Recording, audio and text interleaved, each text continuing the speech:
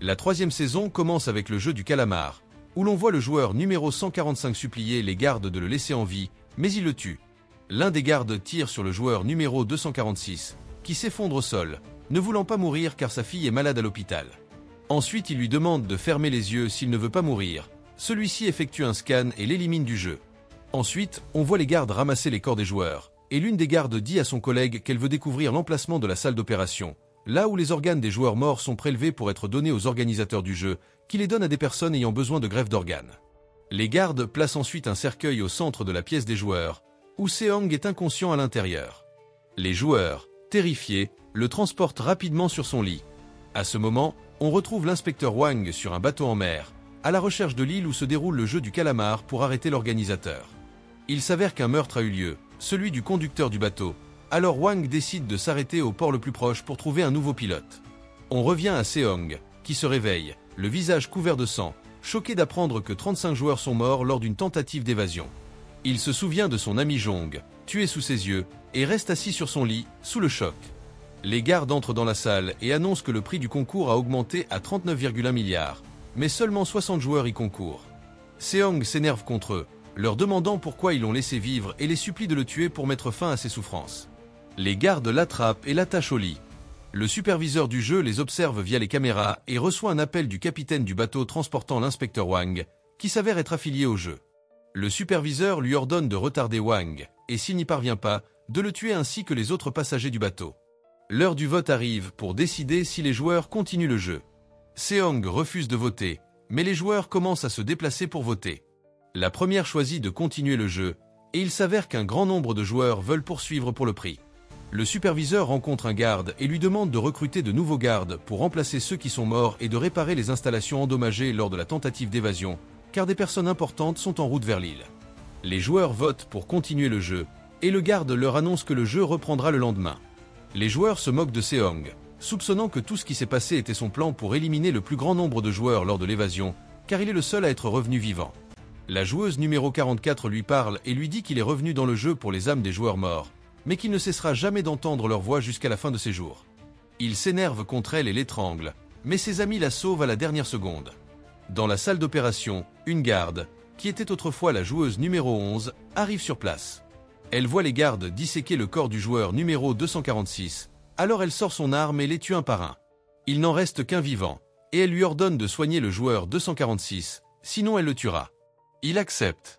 On voit la joueuse Jumja, une vieille femme faible, parler à Seong pour lui donner de la nourriture. On apprend qu'elle et son fils participent au jeu. Son fils, Young, raconte à Seong qu'il a vu le joueur Daeyo cacher des munitions lors de l'évasion sans les donner aux joueurs. Seong s'énerve et décide de se venger de Daeyo. Sur le bateau, 4 jours se sont écoulés, et l'inspecteur Wang n'a toujours pas trouvé l'île. Il rencontre le chef Choi, qui lui dit avoir vu le capitaine Park tenir un tournevis la veille au soir, soupçonnant qu'il est lié au jeu. Wang répond que Park l'a sauvé de la mort auparavant et qu'il est impossible qu'il le trahisse. Le lendemain, Daeyo se réveille et voit Seong le regarder avec colère. Il se lève rapidement, et lui et les autres joueurs se réunissent pour participer à un nouveau jeu du calamar. En chemin, il voit les corps des joueurs qui ont tenté de s'échapper pendus au centre de la salle. Les gardes leur disent que c'est la punition pour ceux qui envisagent de s'enfuir. Tous ont peur, sauf Seong, qui veut venger ses amis. Ils entrent dans la salle de jeu et apprennent qu'ils doivent se diviser en 2 équipes à l'aide d'une machine distribuant des balles bleues et rouges, assignant aléatoirement une couleur à chaque joueur. Seong se retrouve dans l'équipe rouge. Dans la salle d'opération, la joueuse numéro 11 menace le garde et lui ordonne de recoudre la blessure du joueur 246. Elle apprend qu'il a besoin de sang et décide de lui donner le sien, pointant un pistolet sur la tête du garde pour le tuer s'il fait quoi que ce soit de mal. De retour dans la salle de jeu, on apprend qu'ils joueront à cache-cache. L'équipe bleue a 30 minutes pour trouver une sortie de la pièce et se cacher de l'équipe rouge, dont la mission est de capturer et tuer les joueurs bleus. Ceux qui ne tuent pas le joueur qu'ils capturent seront tués. Les gardes donnent des clés à l'équipe bleue pour ouvrir les portes et s'échapper, mais une porte ouverte ne peut pas être refermée. L'équipe rouge reçoit des couteaux pour tuer l'équipe bleue. Une dernière chance est offerte à un joueur de changer d'équipe. Ils se regardent tous, effrayés et indécis.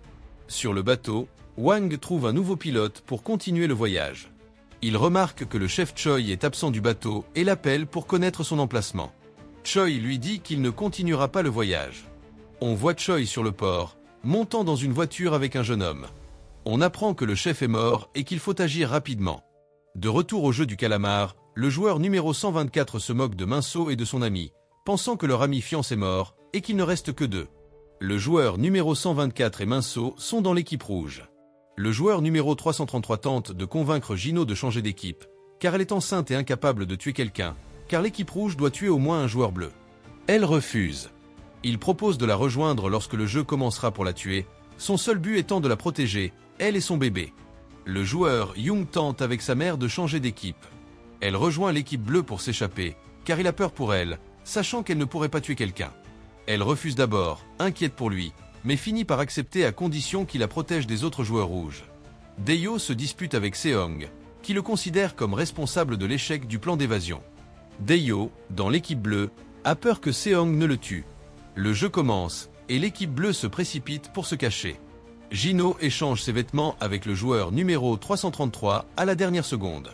Il prend ses vêtements et promet de la retrouver pour la sauver. L'équipe bleue entre dans une pièce étrange avec un plafond orné de dessins de ciel et d'étoiles, avec seulement 2 minutes pour se cacher. La joueuse numéro 120 emmène Juno et Jumja pour se cacher. L'équipe rouge se met à chercher l'équipe bleue. Seong est le dernier à bouger. Le joueur numéro 246 se réveille, remercie la garde numéro 11 et elle le tue pour protéger son secret. Elle décide de déguiser le joueur 246 en garde. L'équipe rouge atteint la pièce des étoiles et commence à chercher l'équipe bleue. Le joueur numéro 124, nommé Namgyo, parle au joueur numéro 333, nommé Mion. Namgyo agit étrangement, ce qui inquiète Young, qui le laisse partir seul. La joueuse numéro 44 marche dans les couloirs avec quelques autres joueurs, qui la considèrent comme leur leader. Elle fait des gestes dans l'air, prétendant communiquer avec les dieux, qui la guident dans le labyrinthe. Elle choisit un chemin, et ils la suivent tous. Le joueur numéro 100 tente de s'échapper, ouvre la première porte, mais la clé de la deuxième ne fonctionne pas. Un autre joueur ouvre la deuxième porte avec sa clé. Juno, Jumja et la joueuse numéro 120, nommée Yeon, découvrent que chaque porte a une forme de clé spécifique. Triangle, carré, cercle. Yeon comprend que chaque porte nécessite une clé spécifique, et elle forme une équipe pour s'échapper. Deyo tente de s'échapper, mais Seong le poursuit. Lorsqu'il ouvre une porte, il découvre un puits profond. Seong arrive, mais se rend compte que ce n'est pas Deyo. Il voit le vrai Deyo de l'autre côté du puits, terrifié. Les autres joueurs continuent la chasse. Mion atteint le joueur numéro 235 et l'attaque, mais ce dernier esquive. Namgyo entre dans la pièce, et le joueur 235 se défend, frappe Namgyo, et le fait tomber. Mion poignarde le joueur 235 pour sauver son ami, puis Namgyo poignarde le joueur 235. Ils se disputent sur qui doit le tuer, décidant de le faire ensemble pour rester dans le jeu. Mion prend la clé du joueur 235. Après leur départ, un joueur sort de la pièce voisine, terrifié, ramasse le bracelet de Namgyo par terre pour se donner du courage et participer au jeu. Le joueur numéro 226 attaque Juno, mais Yeon la défend et se bat avec lui, le tuant facilement avec son propre couteau. Le joueur numéro 100 tente de s'échapper avec son ami numéro 232. Ils ouvrent une pièce et trouvent des joueurs de l'équipe rouge. Le joueur s'en sort et ferme la porte sur le joueur 232. La joueuse numéro 349 l'attaque et le tue, réussissant ainsi le jeu. Le joueur s'entrouvre à nouveau la porte, prend la clé du joueur 232 et s'échappe. Mion et Namgyo trouvent un autre joueur et le tuent, réussissant tous les deux le jeu. Juno entend le nom de Mion et est rassurée, car il viendra la sauver comme promis. Mion décide de la chercher, et Namgyo accepte de l'aider à condition qu'il tue toute personne sur leur chemin, car un membre de l'équipe rouge qui ne tue pas perd le jeu, augmentant la part de chacun. Mion accepte avec enthousiasme, et il commence à chercher quelqu'un à tuer. Deyo, blessé à la jambe, s'échappe de l'équipe rouge. Un joueur le pousse, il tombe dans l'escalier et meurt. Deyo prend son couteau. Juno est sur le point d'accoucher, et Jumja l'aide. Il reste 15 minutes avant la fin du jeu. Young entre dans une pièce, cherchant quelqu'un à tuer pour gagner.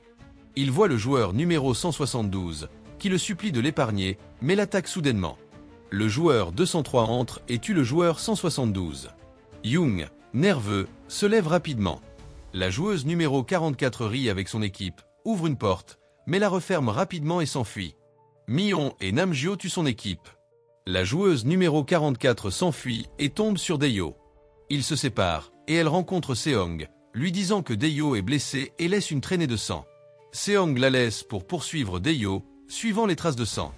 La joueuse numéro 44 entre dans une pièce et découvre la porte de sortie, mais il lui faut 3 clés pour l'ouvrir. Elle repart à leur recherche. Le joueur numéro 100 entend du bruit derrière lui, prend du sang sur un corps à côté et se couvre de sang, faisant semblant d'être mort. Il se réveille, et la joueuse numéro 44 prend sa clé. Il lui demande ce qu'elle fait, et elle lui dit qu'elle a trouvé la porte de sortie. Il la suit.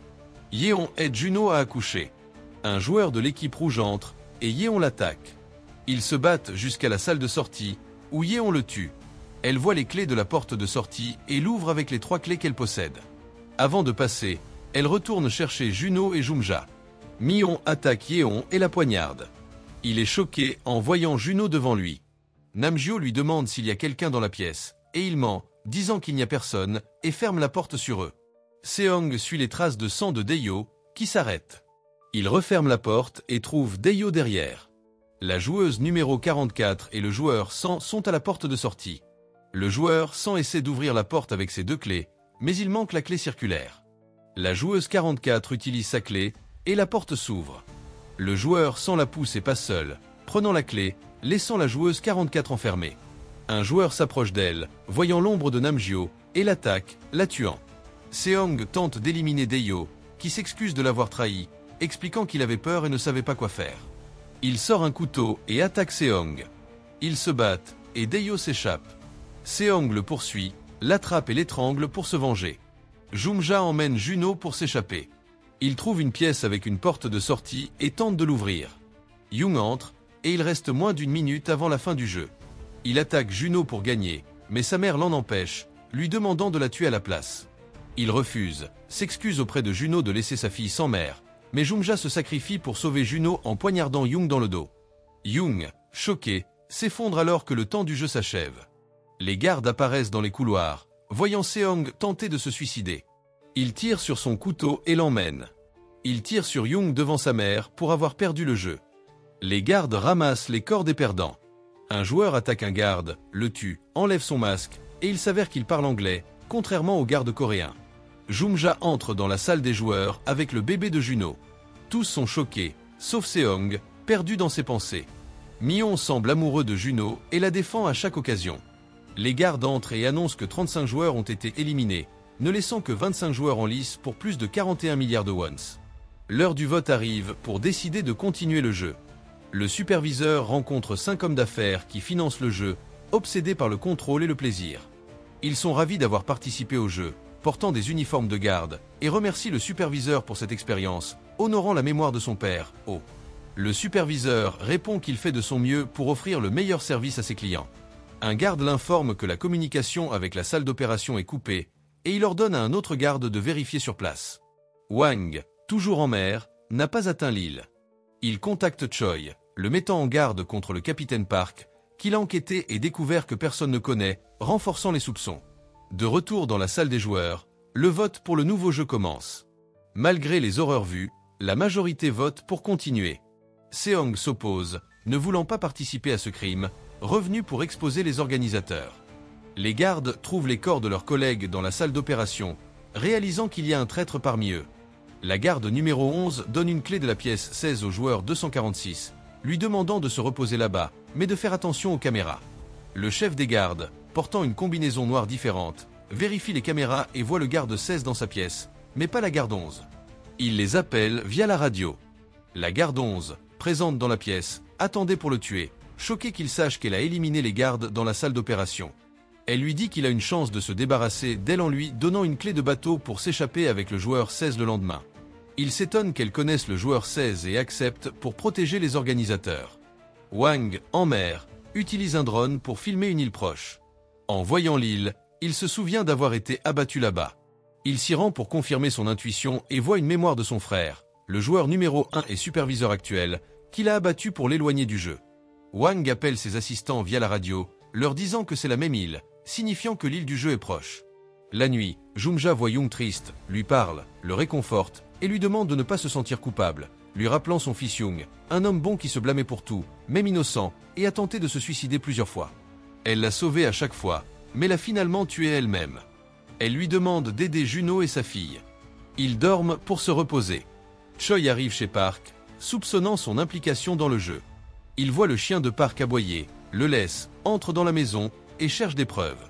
Il trouve une photo de parc avec un recruteur du jeu du calamar. Le chien l'attaque à nouveau, mord sa main et Choi le tue d'une balle. En sortant, il remarque quelque chose d'étrange sous la niche, trouve beaucoup d'argent et une combinaison de garde du jeu. La police arrive, l'accusant de vol. Le lendemain, les joueurs se réveillent, choqués de voir Jumja pendu. Les gardes emportent son corps dans un cercueil. Le chef des gardes, numéro 4, découvre que la garde 11 le trompe et tente de s'échapper avec le joueur 246. Il ordonne à son assistant de les trouver avant qu'il ne s'enfuit. Le jeu suivant approche, et les organisateurs surveillent tout via les caméras. L'un, portant un masque d'aigle, parie sur Juno, pensant qu'elle perdra à cause de son bébé. Il propose de considérer l'enfant comme un joueur, forçant Juno à se sacrifier pour la sauver. Le porteur du masque d'aigle accepte. Le jeu commence, consistant en 2 jeux où un garçon et une fille tournent une corde rapidement. Chaque joueur doit traverser un pont entre eux en sautant la corde. S'il touche la corde, il tombe et meurt. Il s'inquiète et hésite à participer. Minso donne à Namgyo une chaîne, mais refuse de la lui rendre. Namgyo, en colère, demande la chaîne pour les pilules qu'elle contient. Minso jette la chaîne sur le pont, forçant Namgyo à le traverser. En la récupérant, il découvre qu'elle est vide, ne remarque pas la corde près de son pied, la touche, tombe et meurt. Les joueurs sont choqués. Seong décide de protéger l'enfant, disant à Juno qu'il prendra l'enfant pour traverser le pont, puis reviendra pour elle, car elle ne peut pas traverser à cause de sa jambe. Il traverse le pont sous les encouragements des joueurs et des organisateurs avec des confettis, incitant les autres à traverser. Le joueur numéro 96 atteint l'autre côté, pousse quiconque s'approche, les faisant tomber.